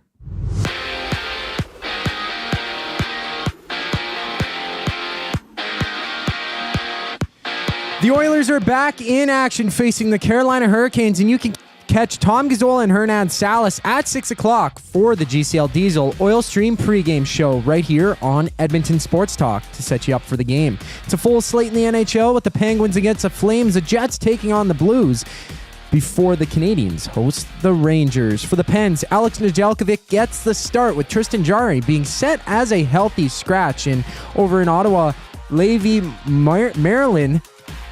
Marilinen has been recalled from the AHL by the Senators to serve as tonight's backup behind Anton Forsberg. Captain Thomas Chabot and Shane Pinto also slot back in for the Sens. Over in the NFL, LA Rams are open to trading Cooper Kupp. The 32-year-old has this season and 2 more years on his current deal with the possibility of earning about $30 million in each of those seasons. It's the Knicks and Celtics opening up the NBA regular season before the Lakers tip off against the Timberwolves. EST Afternoons continues just after the break. I'm Zachary Kubusch, and that was your Sports Update. Ready for an unforgettable sports experience? It's the EST Flyaway to LA. Presented by the 780. Listen daily for the EST Flyaway keyword. Once you hear it, text us at 780-218-9999 for your chance to qualify to fly to LA. Round trip flights for 2, hotel and car rentals, all to go see Edmonton face off against either LA or Anaheim. Plus, experience the brand new Intuit Dome as the Clippers tip off against the Warriors, and top it all off with the Rams kicking off against the Cardinals at SoFi Stadium. This is more than just a trip. This is the ultimate sports experience. The EST Flyaway to LA, presented by the 780 and Edmonton Sports Talk. Your clear choice for Edmonton sports. Hey Edmonton, ready to take advantage of lower rates and better pricing? South Fort Chevrolet in Fort Saskatchewan has you covered, from rugged trucks to sleek SUVs. And with over 40 years in business, you can trust that you're getting the best deal on your new ride. As the proud title sponsor of The Nielsen Show, EST listeners can drive a little to save a lot with South Fort Chevrolet's transparent pricing and down-to-earth sales team. Visit us today in Fort Saskatchewan or online at southfortchev.com. Celebrating 70 years in the signage industry, William Huff Advertising is the most recognized name in the game. An in-house, one-stop shop for all of your design, print, and installation needs. William Huff provides quality graphic solutions for everyone.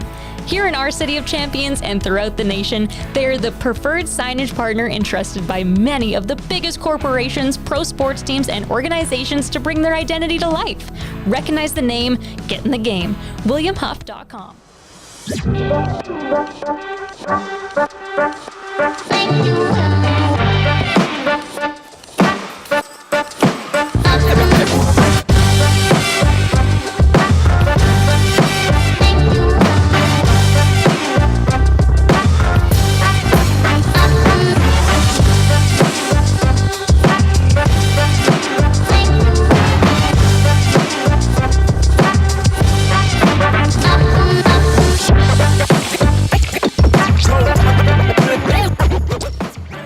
6:23. Welcome back to EST Afternoons. Hernan Salas, Joaquin Gage, and Zachticum. It's been a fun show so far, talking a lot about the Edmonton Oilers. Darnell Nurse will play the right side today on a pairing with Travis Dermott. We're seeing Enrique centering Podkolzin and Perry, Janmark with Ryan and Connor Brown, and then McDavid with Hyman and Nuge.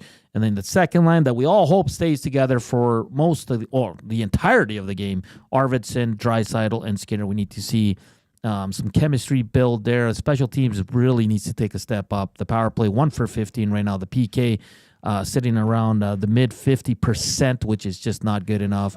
They're dead last in goals for, and they're 30th in save percentage. So a lot of things need to start turning for the Edmonton Oilers here. Of course, we'll have the GCL Diesel Oil Stream pregame show starting at 6 with Tom Gazzola, Matt Cassian, and myself. And then following all the action down at Rogers Place, we will have the postgame show with the same three, Tommy, Hernan, and Matt. Joaquin, you going to the game? No? Not this evening. No, there's no need for me in the arena this evening. Obviously, the Oilers think they can win without me.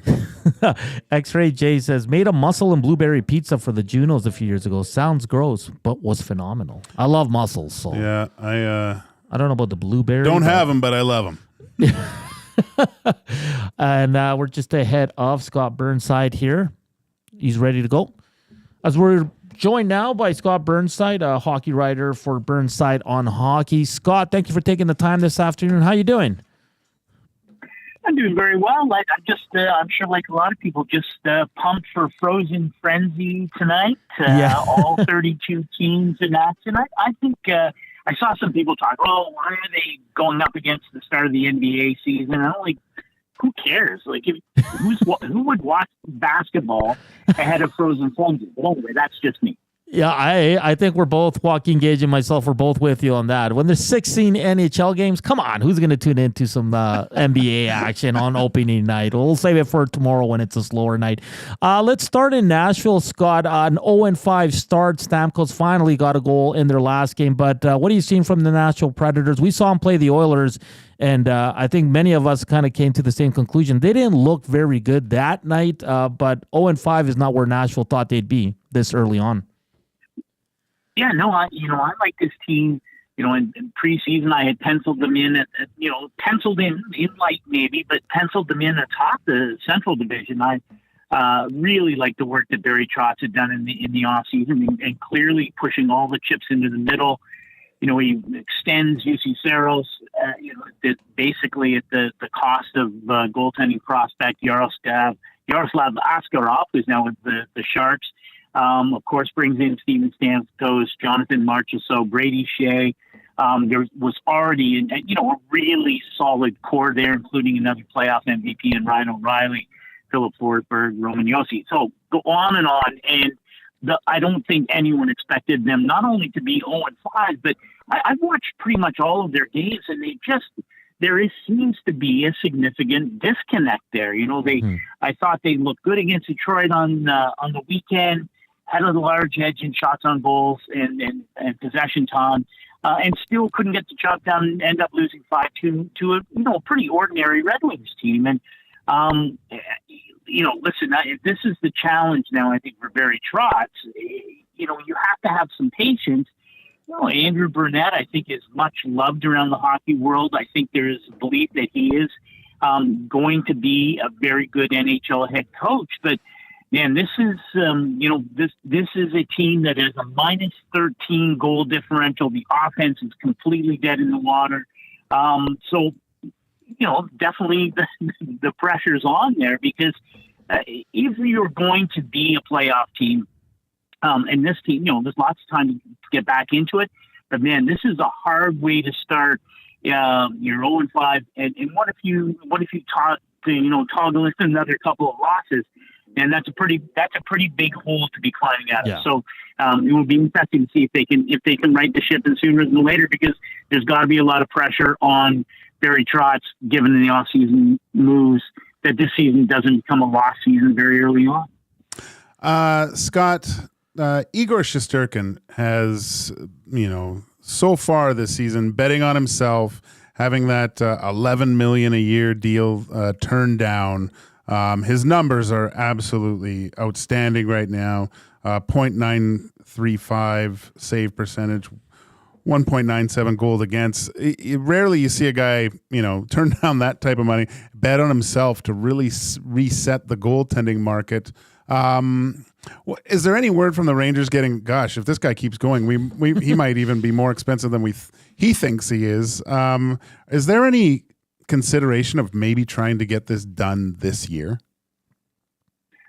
Well, yeah, I think it has to get done, in sooner than later. I mean, of course, you can run out the clock on the season. You see where the Rangers go. I think they're the best team in the Eastern Conference, and probably by a pretty significant margin really early on. Just so much going right with that team on both sides of the puck. And then I would put them in the top 2 or 3 teams in the NHL right now. I think Dallas is real good. So to me, the question though is, well, how do you, even with the salary cap expected to continue to rise, we see, Jake Ottinger to me is a good example of a young goaltender. Is he as good as Igor Shesterkin? Okay, maybe not quite as good, but I'll tell you, not all that far off. If you said to yourself, I need a young goaltender to put in between the pipes for the next 8 years, Jake Ottinger would be, at the top of or near the top of your list. So at $8.25 million, now you're asking, well, is Shesterkin another 30% better than that, or whatever the final math comes to? And what does that do to your salary cap and your ability, to maintain a really interesting core of young players, whether it's Keandre Miller on the back end, Leslie Lafreniere up top, who's really, I think, just, coming into his own, and a reminder of why he was a first overall pick. I think that I just think that Chris Drury and the Rangers are in a very difficult position because I'm not sure he's worth that much money. And, you can argue that if you had a Vasilevsky, who's probably the closest in comparison in terms of a guy who could win 2 or 3 cups for you, who could, create a whole era of championship hockey for the Rangers. Shesterkin is perhaps like that kind of guy. I just don't know that there are any guarantees, and I don't know that it's worth, throwing your entire salary cap structure out the window for someone who, has been real good, but has not, show me the money, show me the cups. Hasn't happened yet. So I think it's a really interesting situation for Chris Drury and the Rangers because, you don't have to do anything. You can ride out this season, see what happens in the playoffs. He wants to hit the open market. We've seen players do that in the past. Steven Stamkos did it, a long time ago now. It seems like in Tampa, tested the market, ended up staying there. Of course, now he's in Nashville. I just don't know that there is all that much urgency, especially because, the number is just going to keep going up given how well Shesterkin is playing early in this regular season. Scott Burnside, hockey writer for Burnside on Hockey, joining us here on EST Afternoon. Scott, the Buffalo Sabres are 7 games in. They have 2 wins, a total of 5 points. Are we getting close again that we might see a shakeup here in management or behind the bench here for another slow start for this Buffalo Sabres team? Yeah, no, I think they've already played those cards, right? Mm-hmm. So I actually happened to be doing some content for the LA Kings, and so was in Buffalo for their first home game after losing 2 to New Jersey in Prague. They're just, again, a team that just doesn't look right. They all over the Kings in that opener. Looks, had all kinds of chances. Penalty shot should have put the Kings away. It didn't happen. Andre Kopitar scores 3 in the third, and that's sort of the story for the Buffalo Sabres. And I don't know, listen, the whole notion of bringing Lindy Ruff back, I guess I didn't quite understand the allure of doing that, given, how things had gone in New Jersey. I know there were injuries at the end, not Lindy Ruff's fault, but I was a bit surprised that was the path that GM Kevin Adams decided to take. There hasn't been immediate dividends paid for that. That goes without saying. It's a team that still seems to lack defensive structure. It's a team that still, doesn't seem to be hitting on cylinders offensively that you would think, given the talent that they have there.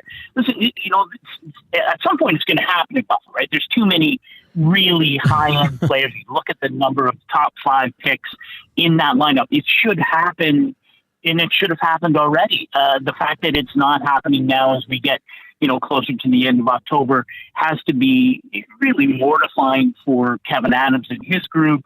And it certainly has to be mortifying for a Buffalo fan base that is, the longest suffering fan base in the NHL. And you might argue now among the longest suffering in pro sport. Yeah, I meant it more towards Kevin Adams because you're seeing some rumblings there that, I mean, rumors, right? There's nothing substantial on it, but more on the I guess the hockey ops part there with Kevin Adams, maybe on his way out if he's struggling still, Scott. So yeah, go ahead. It's interesting because again, okay, I understand the pressure or the idea of your team's not performing. It's underperforming. Certainly it is in Buffalo. Certainly it is in Nashville. I understand if you don't believe you have the right guy behind the bench, can you make a move? But, I go back to Joel Quenneville taking over very early for Denny Savard in Chicago. I was in Atlanta. Bob Hartley got fired, I believe, 6 games into his final season with the Thrashers. So I understand that kind of thing. To me, the idea of making a managerial change this early, I understand fans may want to find a whipping boy or a scapegoat, but seems a little bit early in the season to do that. And then, anyway, I feel for that fan base because they sure deserve a lot better than they have been given the last decade plus. Scott, the Colorado Avalanche are an interesting team. 2-4 on the season, some goaltending issues, but when you look at their lineup, I mean, they're missing basically a line that would be the envy of any coach and GM in the league. But they're kind of right up against that cap wall. I guess a lot depends on if Gabriel Landeskog can come back at some time. And Nichushkin, from what I hear, is eligible in November. But with Arturi Lehkonen, Jonathan Drouin, what happens when these guys start to get healthy again? And is what type of moves are the Avalanche going to have to do to get these guys under the cap? Yeah, no, it's a fascinating process that's going on with the Avalanche. And, Valeri Nichushkin is a whole other issue when he's able to rejoin the team. What happens given his off-ice problems and multiple stays in the NHLPA Players Assistance Program. The Gabriel Landeskog thing, it's been waiting. It's been 2 full years now. Jonathan Drouin really revitalized his career with the Avalanche. Certainly seems to have found a real comfortable home and a place for him, take advantage of his considerable talent. So I do think this is one of those teams that Edmonton's like this as well. Different set of circumstances. You just don't worry, right? Things will happen. Yes, the salary cap, wedging those players in will be interesting to see what happens. Nichushkin is especially interesting, I think, given the cap hit and his importance when he is healthy, both physically and mentally, to that team. So I do think they'll get better. I do think the goaltending, though, is going to be a consistent problem, right? We saw Gorgiev, who played well in the playoffs, certainly after game 1 against Winnipeg. The fact that they bowed out in the second round really wasn't a goaltending issue, but I do think there are questions about whether he's a franchise goaltender. Is he a goaltender with whom you can win a Stanley Cup? And certainly off to a very rugged start, -8 goal differential, and I believe as of today, still the worst goals allowed per game in the league. So that has to be resolved, but that's also, team defense, all those kinds of things. But definitely a lot of moving parts for a team. I think a lot of people like in that upper echelon of the Western Conference with Dallas and Edmonton for sure. And it's, not great start, but again, I think it's way too early to be worrying about that team. Scott, how many screens you got going tonight for the 16 games? I've been trying to figure it out. A couple computers, I can watch a lesser game on me, or definitely want to watch the highlight though, the red zone element, which I really, I've always felt that was something the NHL needed to do much more of, especially on the national broadcast levels. Frankly, in both Canada and the United States, seeing the highlights and seeing what's happening going on across the rest of the NHL on a busy night. I'm really looking forward to it. I thought last year was a great show by ESPN, and looking forward to catching all of the action, starting, about an hour and a half or so. For sure, Scott. It's going to be a great night. Of course, the Edmonton Oilers hosting the Carolina Hurricanes here in Edmonton. Scott, great stuff, great rundown as we went around the NHL. Enjoy all the games tonight, and I'm sure we'll have you on in the near future. I look forward to it. Call anytime, guys. Scott Burnside, a hockey writer, broadcaster, podcaster. You can find him. That's what I wanted to ask. You can find him on Burnside on Hockey, which is a publication that he launched back in October 2022. If you subscribe today, you'll get full access to the website as well as email newsletters about new content when it's available. Scott's been around for a long time. He's great, Gager. He's got a beat on the whole league. I love having guys like that on, because to get answers to questions that I think about myself, and then I'm like, I wonder about that. You know, what's going to happen there? I mean, it's fascinating. Looking at that Avalanche team, and being fit, running at 500 right now, or no, what are they? 2 and 4. 2 and 4. Yeah, same as the Oilers. Yeah, so it's not good. For a team that you were expecting to be at the top. Well, Colorado, Edmonton have, I think he said, he said Colorado's one of the worst teams, goals against, save percentage. Edmonton's bottom 3. Yeah, he just, he did play well against Winnipeg last year, though. After that first game, he kind of put it together, but very slow start so far. Yeah, and it's time for the key word for the EST Fly Away to LA, which is probably presented by the 780. The 780 is a homegrown local shop right here in Edmonton. 780 is both the shop name and their in-house clothing brand that celebrates all things unique to E-Town. They also work with close to 100 local vendors from the 780 area code to help promote and get their brands off the ground.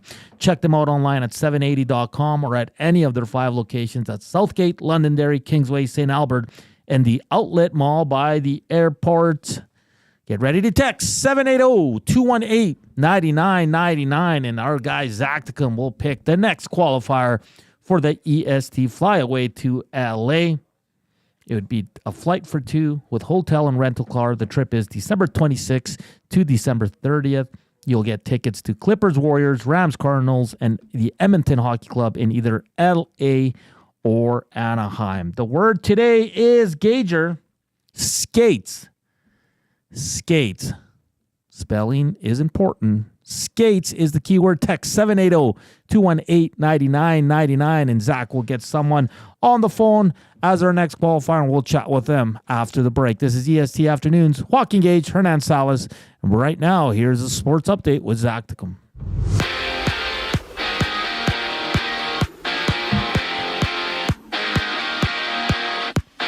It's the Hurricanes facing the Oilers with the GCL Diesel Oil Stream pregame show live with Tom Gazzola and Hernan Salas, only on Edmonton Sports Talk, right at 6 o'clock. There's 16 total games on tap with matchups between the Lightning and the Devils, the Red Wings battling the Islanders before the Avs meet the Kraken. Out in Pittsburgh, Alex Nedeljkovic will get the start with Tristan Jarry as a healthy scratch. Over in Philadelphia, the Flyers have activated Nick Seeler off the IR, making him available for tonight's game against the Caps. And down south, Mike Evans of the Buccaneers is expected to be out for this week's game after suffering a hamstring injury last night. For the Rams, a 21-day practice window has now been opened for Puka Nacua, giving LA the option to determine if they'd like to bring him off the IR. Sticking with the Rams, LA has also placed Cooper Kupp on the trade block, with Kupp having the remainder of this season and the following 2 years under contract.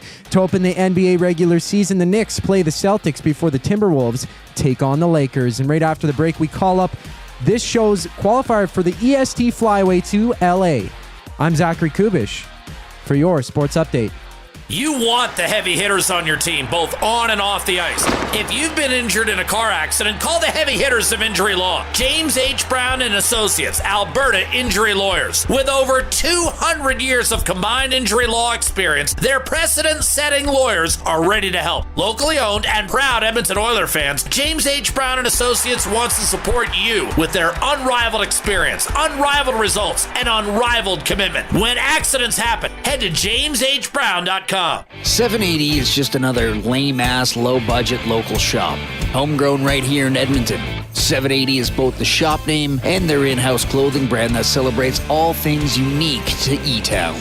They also work with close to 1,000 local vendors from the 780 to help promote and get their brands off the ground.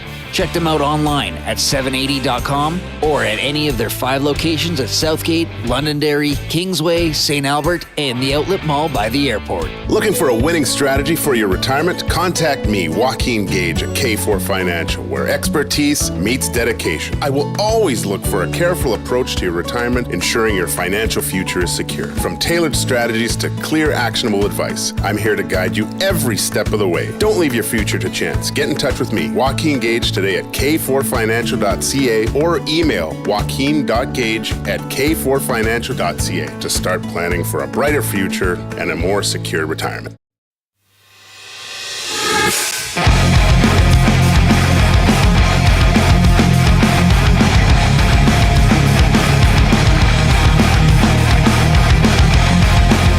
It's 2:45. Welcome back to EST Afternoons. Joaquin Gage, Hernan Salas, Zachticum. Zach's just working on the qualifier. We'll get to them shortly. If you text it in the word skates, you could be qualifying for the EST Flyway to LA. I like it.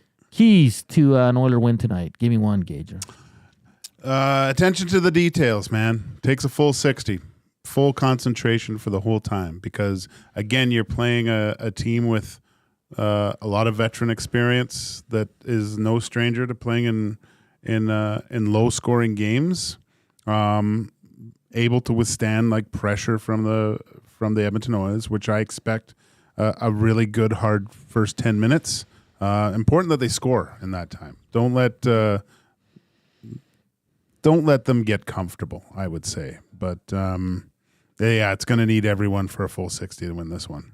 My keys to a victory. Darnell Nurse remembers he's playing the right, not the left. Oh, Jesus.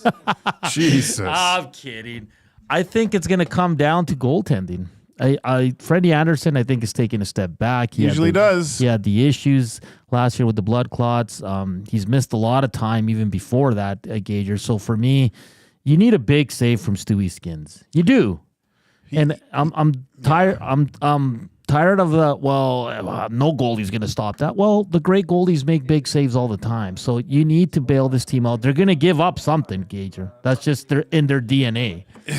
Yeah, no. You want to see that kind of effort that we saw in, the latter half of the game.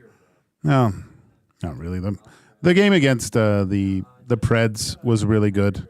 The game here against the Flyers, he stood mano-a-mano against some guys and made some big saves. So I have total faith in Stuart Skinner to come back and have a really good game here. Yeah, and special teams, of course. They got to stop leaking on the PK, and they got to find a way to score. Do you think? let's look ahead and a what if the Oilers have 2 power plays. The first unit hasn't done a lick. Are we going to see the second power play unit after that? Or not a chance? Because from what you hear from Chris Knobloch yesterday, and he said Gulletson told him, this has happened before. Like, let's pump the brakes. Let's, these guys will figure it out. So it seems like they're taking the patient approach. And I broke down some numbers from last year. The most this team went games-wise without scoring a power play goal was 5. They only did that one time. Okay. And then they went 4 times, and that was only 1 time. So this team is not a team that goes on long stretches without scoring a power play goal, Gager. No, it does not. Do you think probably gives it one more game here? It depends how it looks though. Like, yeah, if it looks good and it's creating opportunities, good, right? Yeah. Like that's the thing. Of course, you want your power play to score. I understand that, but it's also it builds momentum.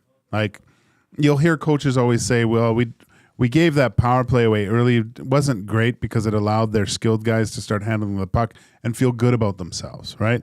Starting to make plays. It can also do that, but you want to be able to kind of, you want to wear down the opposition throughout the game too, right? If they can get sustained pressure, especially when you look at the some of the age of the Carolina Hurricanes on the back end, you want to go to the body early. Essentially, and kind of wear them down, and body blows, man. If you can keep those guys out for a minute and a half, 2 minutes, even if you don't score, they go off recovering, coming back.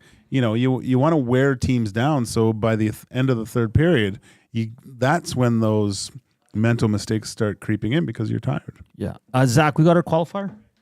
Yeah, we do. Beer Leaguer Brad is on the line. What a name. Beer Leaguer Brad. How you doing, Brad? I'm doing better now. Yeah, no doubt. If you win this trip to LA, where you'll watch Clippers, Warriors, Rams, Cardinals, and you'll watch the Edmonton Hockey Club in LA or Anaheim, who would you take with you? Well, I'd give my wife the first right of refusal, and after that, raffle it off to the friends. Who's ever willing to pay more, right? Give you gifts. Have you been to LA before? Right. Have you been to LA before? I have not, no. Okay. And of the 3 leagues, NBA, NHL, and NFL, which game would excite you the most if you win this trip? Definitely NFL. Haven't seen an NFL game live, so it's on my bucket list. Perfect. The prize, the trip will be given away on November 29th during the morning show. Hopefully they give you a call. All the best. Awesome. Thanks, guys. There you go. Another qualifier for texting in the word skates.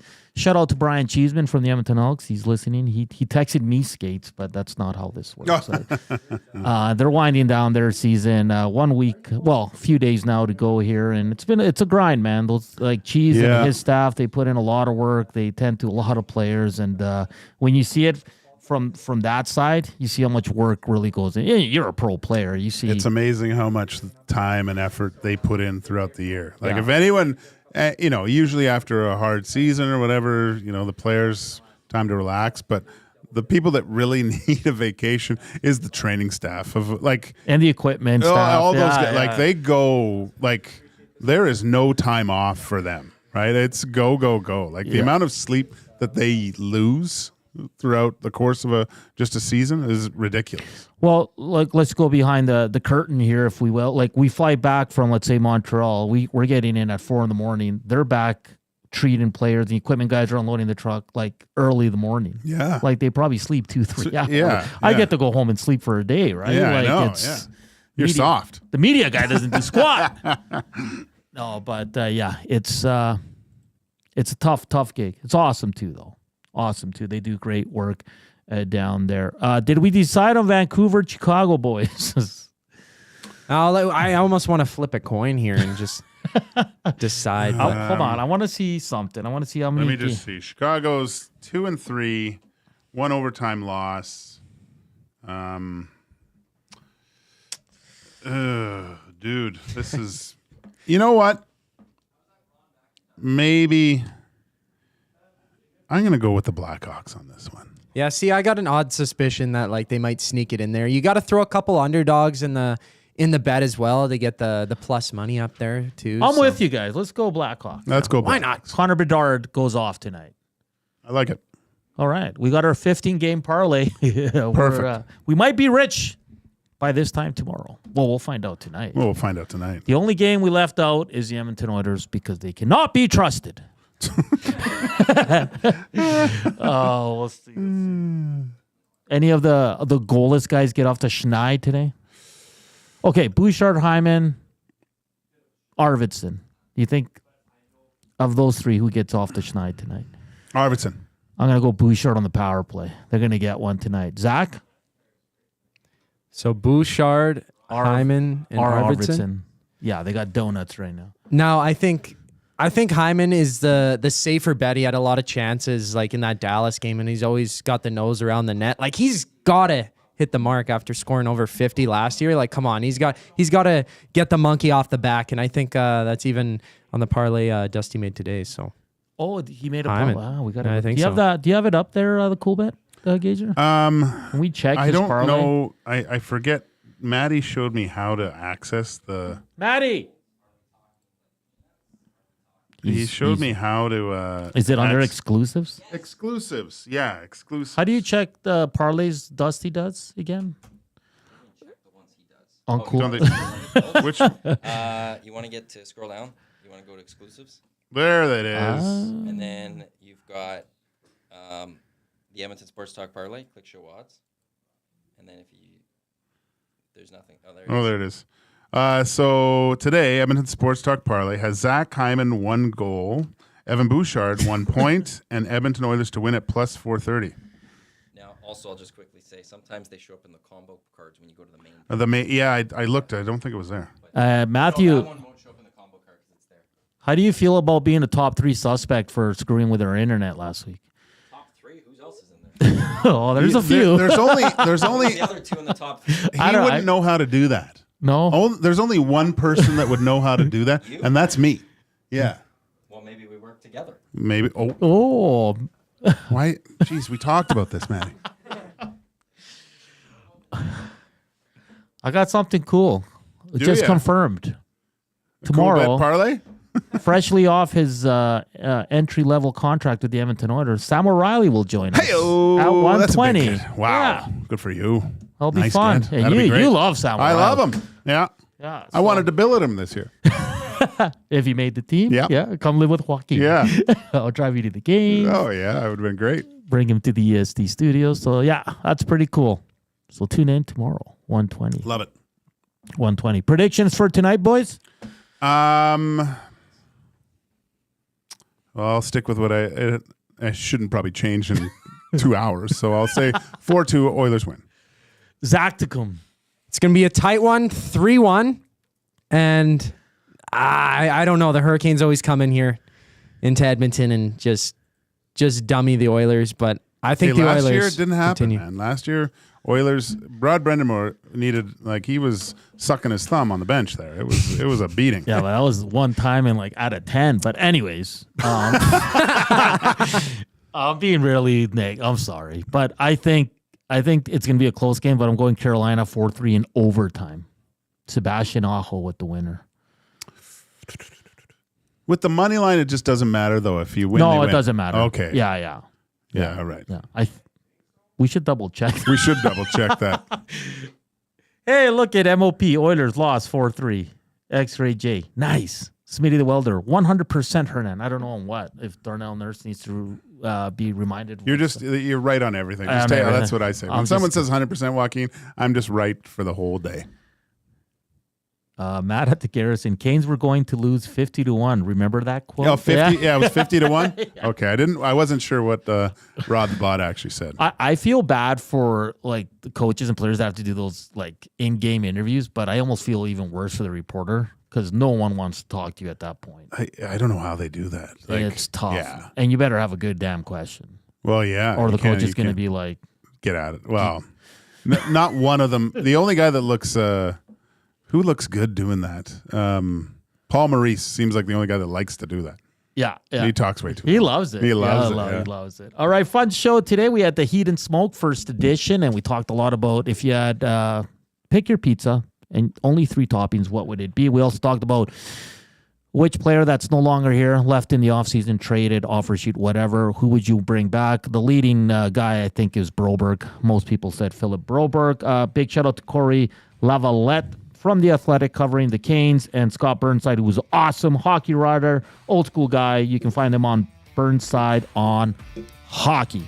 Tomorrow, Sam O'Reilly, Edmonton Oilers, London Knights will join us at 1:20, and we'll have some more fun stuff, including Hernan's World. Reed Wilkins, Jay Milne up next for Joaquin Gage and Zachticum. I'm Hernan Salas. Enjoy the game tonight. We'll see you for the Oil Stream pregame show at 6 with Tom Gazzola, Matt Cassian, and myself, followed by the postgame show following all the action at Rogers Place. Enjoy the game. Enjoy the rest of your afternoon. Ciao.